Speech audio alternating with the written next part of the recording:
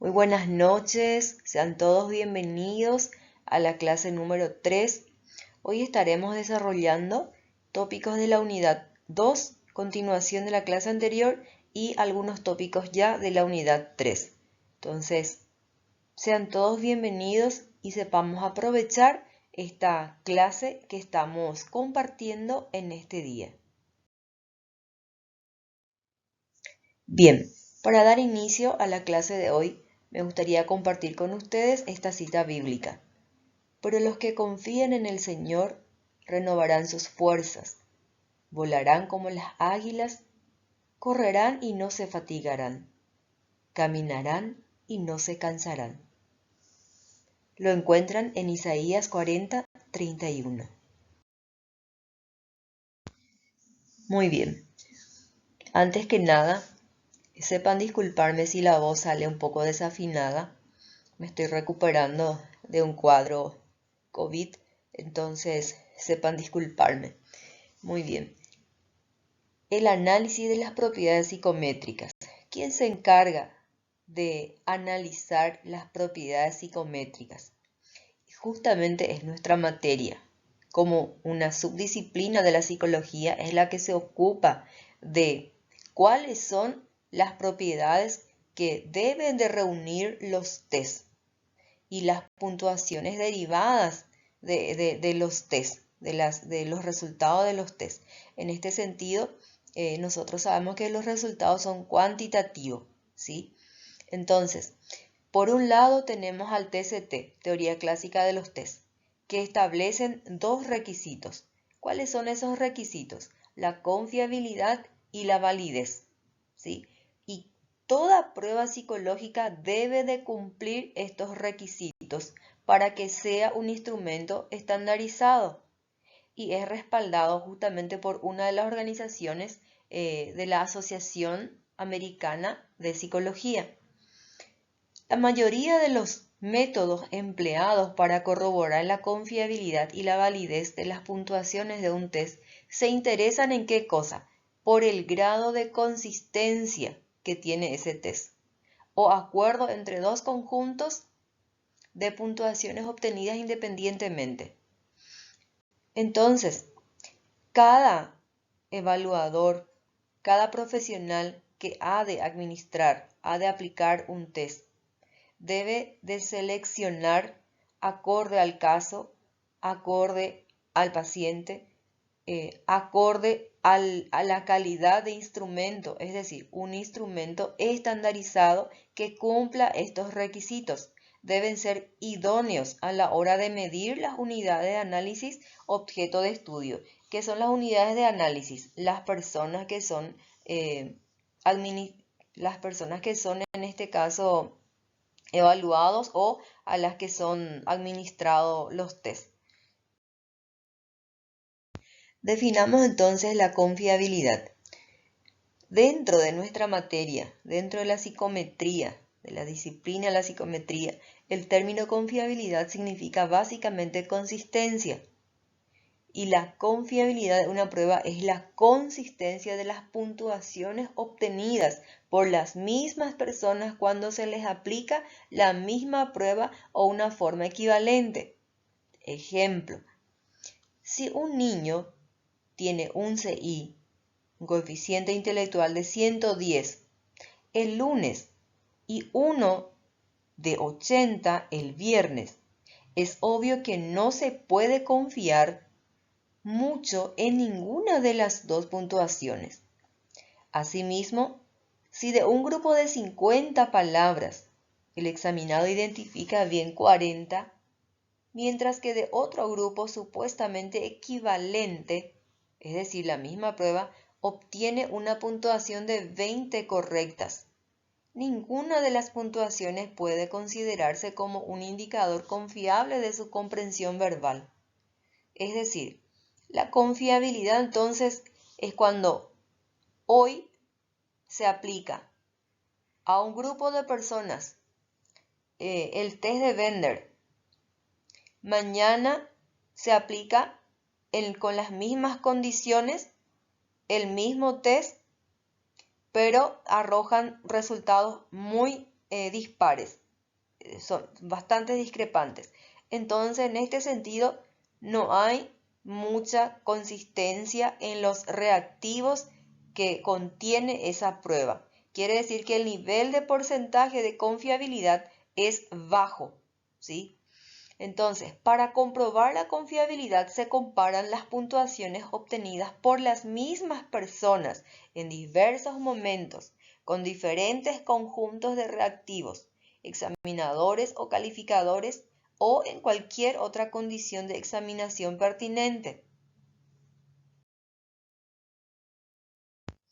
Vamos a ver con mayor detenimiento cómo podemos lograr la confiabilidad de los instrumentos, porque si bien hemos dicho de que la confiabilidad es la consistencia de las puntuaciones obtenidas a través de la aplicación a un grupo de personas en las mismas condiciones en diferentes momentos, ¿sí? Con un grupo de reactivos.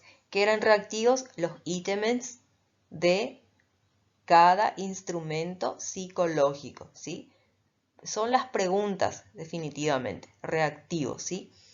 Entonces, veremos cuál es la forma que nos refiere estos autores que estamos estudiando. Muy bien. Según Borja, nos brinda esta información bastante precisa y dice, uno de los modos de obtener la confiabilidad de los instrumentos psicológicos es mediante la estabilidad de la medida. ¿Y cómo se va a lograr esta estabilidad de la medida? Y él mismo nos responde diciéndonos de que se puede lograr esta estabilidad de la medida a través de técnicas. ¿Y cuáles son esas técnicas? Y tenemos dos métodos: el test-retest y las formas equivalentes de prueba o pruebas paralelas. Y antes de explicar estas dos técnicas o métodos para llegar a la estabilidad de la medida, vamos a entender un poquito más a qué se refiere la estabilidad de la medida.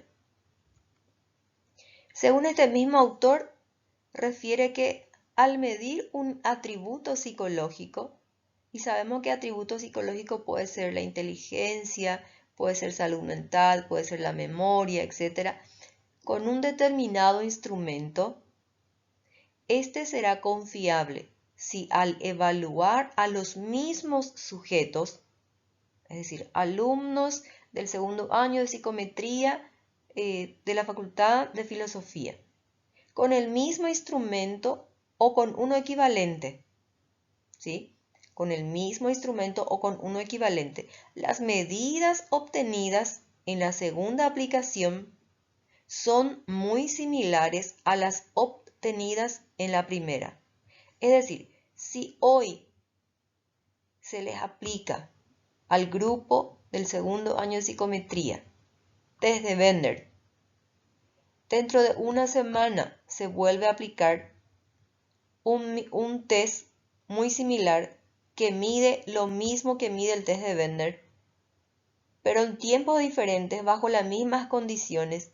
Si esto arroja un resultado similar tanto en la primera aplicación como en la segunda aplicación, entonces podemos decir que existe bajo porcentaje de error.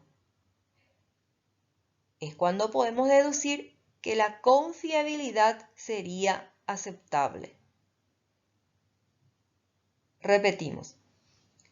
Si en las dos aplicaciones existen similitudes en los resultados obtenidos, entonces es cuando el porcentaje de error es mínimo.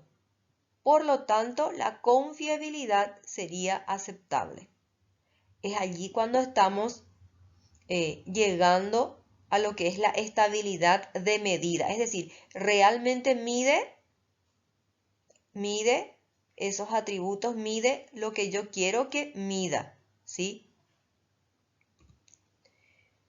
Si las diferencias encontradas entre una medición y otra se atribuirán a los errores aleatorios asociados al proceso de medición y no al instrumento. Entonces, si son mínimas, estos errores no van a ser considerados como errores del instrumento, sino al proceso de medición. Y esto lo vamos a ver más adelante. Muy bien. Ahora vayamos a ver de las técnicas que habíamos mencionado para llegar a la obtención de la confiabilidad. El test-retest. Se aplica la prueba a una muestra y se vuelve a aplicar un tiempo después, que puede variar entre una semana y varios meses. Teóricamente, si la prueba careciera totalmente de errores de medición y el paso del tiempo no fuera un factor importante en el atributo que se medirá, se esperaría que cada sujeto evaluado obtuviera exactamente la misma puntuación. En este caso, el nombre lo dice. Test y un retest es aplicar el mismo instrumento en una siguiente ocasión, ¿sí? Y lo que se espera es, ¿qué cosa? Que se obtengan resultados similares o iguales. En este caso, se daría lo que es la correlación perfecta, que equivale a R es igual a 1. ¿Y qué es R es igual a 1? Es la correlación como el coeficiente de Pearson, que él lo llama R es igual a 1, que sería la perfección en la medición de la prueba psicológica, que según Borja esto no existe, ¿sí? La segunda forma para obtener la confiabilidad es la siguiente: formas equivalentes de prueba o pruebas paralelas. Esta es una de las formas más complicadas. ¿Por qué? Porque se necesita construir una nueva prueba que se pueda aplicar de forma paralela. Esto es que midan lo mismo, ¿sí? Lo mismo de forma diferente, en otras palabras, en otros términos, pero que mida lo mismo. Ejemplo, dos test que con diferentes preguntas midan un determinado rasgo. Después se comparan los dos test calculando el coeficiente de correlación de Pearson.